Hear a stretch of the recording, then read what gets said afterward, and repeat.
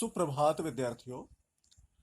आज हम अपनी हिंदी पाठ्य पुस्तक नाइन हेड के माध्यम से पाठ 2 परीक्षा नामक पाठ के प्रश्न संख्या 20 में दिए गए दीर्घ उत्तरीय प्रश्न और उनके उत्तरों पर विचार करेंगे। यहाँ पर दीर्घ उत्तरीय प्रश्न संख्या 5 में का से अंगा तक प्रश्न दिए गए हैं। इन सभी प्रश्नों के उत्तरों पर एक बार ध्यान देंगे। प्रश्न संख्या का दिया हुआ है, दीवान पद के लिए विज्ञापन में किन योग्यताओं का उल्लेख किया गया था। दीवान पद के लिए विज्ञापन में उल्लेख किया गया था कि उम्मीदवार का हष्ट-पुष्ट होना बेहद जरूरी है। मंदाग्नि के मरीजों को न आने का परामर्श दिया गया था। उसका कर्तव्य परायण होना आवश्यक है, ग्रेजुएट होना जरूरी नहीं है। कुछ इस प्रकार से विज्ञापन में दीवान पद के लिए जो योग्यताएं बताई गई थी, तो ऐसा था। पाठ को पुनः पढ़ेंगे इस प्रश्न का उत्तर प्राप्त करने के लिए और समझ कर लिखेंगे। अगला प्रश्न है, दीवान पद के उम्मीदवारों के रूप, रंग और वेशभूषा का वर्णन कीजिए। दीवान पद के लिए आए हुए उम्मीदवार कोई नए फैशन का प्रेमी था और कोई पुरानी सादगी से परिपूर्ण था। रंगीन चोगे और नाना प्रकार के अंगरखे पहने लोग रियासत में दिखाई देने लगे। रियासत में नए नए लोग और विभिन्न रंग रूप के भी दिखाई दे रहे थे, ऐसा कहानी में उल्लेख किया गया है।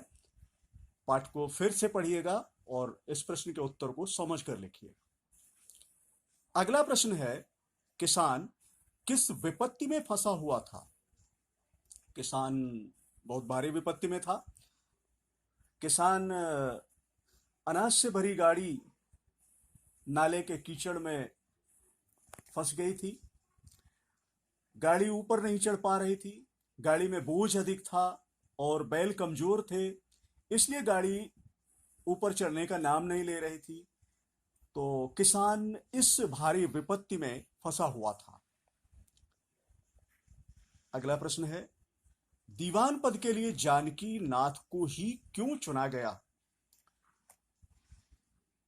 पंडित जानकी नाथ को दीवान पद के लिए उम्मीदवार चुना गया क्योंकि वह स्वयं भी जख्मी था, फिर भी उसने एक वृद्ध किसान की गाड़ी निकालने में मदद की।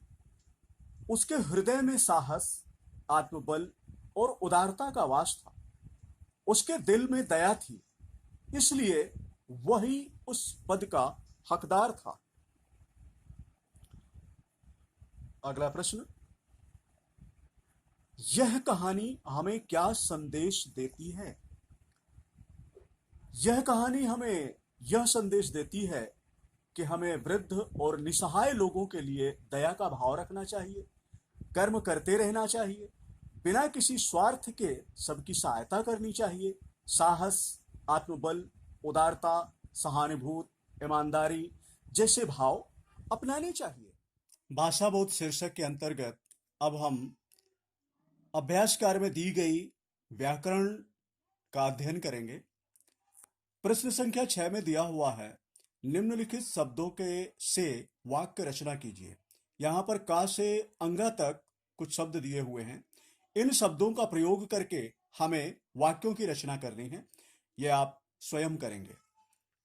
प्रश्न संख्या 7 है, शक्ति शब्द में मान प्रत्यय जोड़ने पर शब्द बनता है शक्तिमान।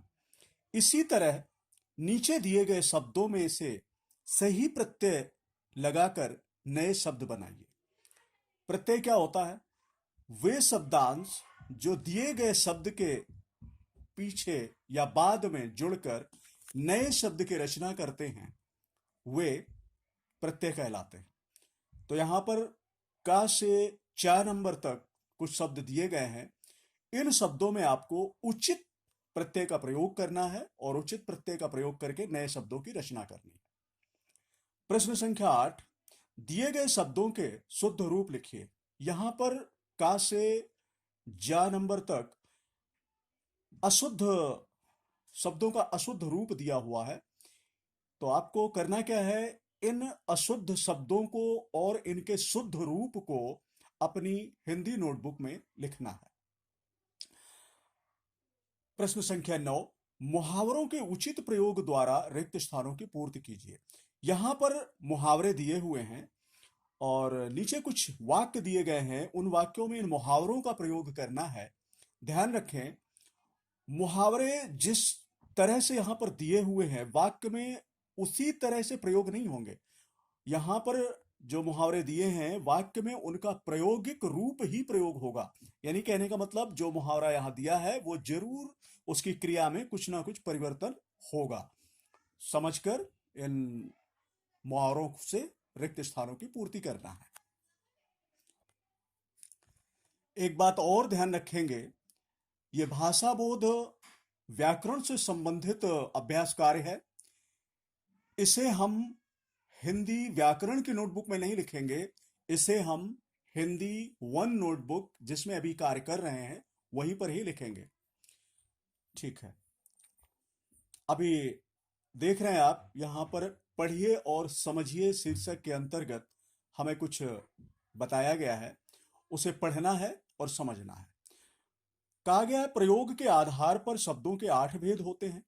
इनमें से कुछ विकारी तथा कुछ अविकारी शब्द कहे जाते हैं। विकारी और अविकारी शब्द आपने पढ़े होंगे। विकारी शब्द किसे कहते हैं? जिन शब्दों में लिंग, वचन और काल के अनुसार परिवर्तन होता है वे विकारी शब्द कहलाते हैं। अविकारी शब्द जिन शब्दों में किसी भी प्रकार का विकार अर्थात परिवर्तन नहीं होता है वे अविकारी शब्द कहलाते हैं। विकारी शब्द परिवर्तन किन में होता है? परिवर्तन होता है संज्ञा में, सर्वनाम में, विशेषण में और क्रिया में। तो इनमें परिवर्तन होता है तो ये विकारी शब्द होते हैं, संज्ञा, सर्वनाम, विशेषण और क्रिया। जिनमें परिवर्तन नहीं होता वे कौन है? वे हैं क्रिया विशेषण, संबंध बोधक, समुच्चय बोधक, विस्मयादि बोधक। इन शब्दों में परिवर्तन नहीं होता, अतः ये अविकारी शब्द होते हैं। प्रश्न संख्या 10 में दिया हुआ है निर्देशानुसार उत्तर दीजिए। का से लेकर के जा नंबर तक यहां कुछ वाक्य दिए हैं। उन वाक्यों के सामने आपको निर्देश दिया गया है, उस वाक्य में करना क्या है। प्रत्येक वाक्य में एक विशेष शब्द को रेखांकित करना है और किस शब्द को रेखांकित करना है वहां पर निर्देश में दिया हुआ है। अब पढ़िए और समझिए शीर्षक के अंतर्गत आप जो विकारी और अविकारी शब्दों का उदाहरण दिया हुआ है उसे फिर से पढ़ेंगे और पढ़ने के बाद इस प्रश्न का उत्तर स्वयं लिखेंगे। ध्यान दीजिए, ये 10वें प्रश्न का उत्तर आपको यही बुक में ही करना है। आप वाक्य को पढ़िए, निर्देश को समझिए और रेखांकित कीजिए। पाठ में दिए गए बहुप्रतिभा सिद्धांत प्रश्न 1 से लेकर के 11 नंबर तक जो प्रश्न दिए गए हैं पुस्तक में, आपको इन सभी प्रश्नों के उत्तर अपनी हिंदी नोटबुक 1 में लिखना है।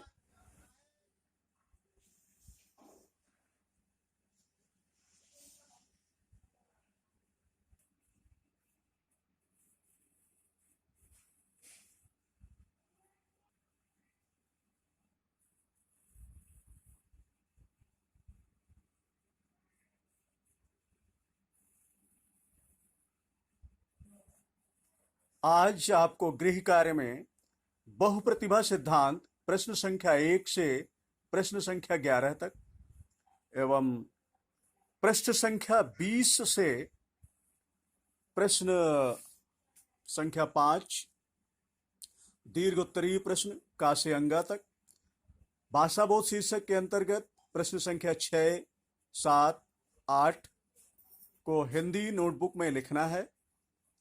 प्रश्न संख्या 9, प्रश्न संख्या 10 प्रश्न संख्या 10 को पढ़िए और समझिए शीर्षक के अंतर्गत दी गई परिभाषा और उदाहरणों को समझकर इन प्रश्नों के उत्तर यहीं पुस्तक में ही करना है। प्रश्न संख्या 9 और प्रश्न संख्या 10 को आपको बुक में ही पेंसिल के द्वारा लिखना है। एक और बात पर ध्यान दें, यहां आप देख रहे हैं प्रश्न संख्या 21 में कल्पना तथा अनुमान शीर्षक दिया हुआ है।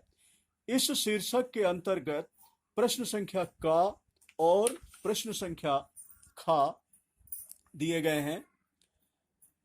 इन कल्पना तथा अनुमान शीर्षक वाले प्रश्नों को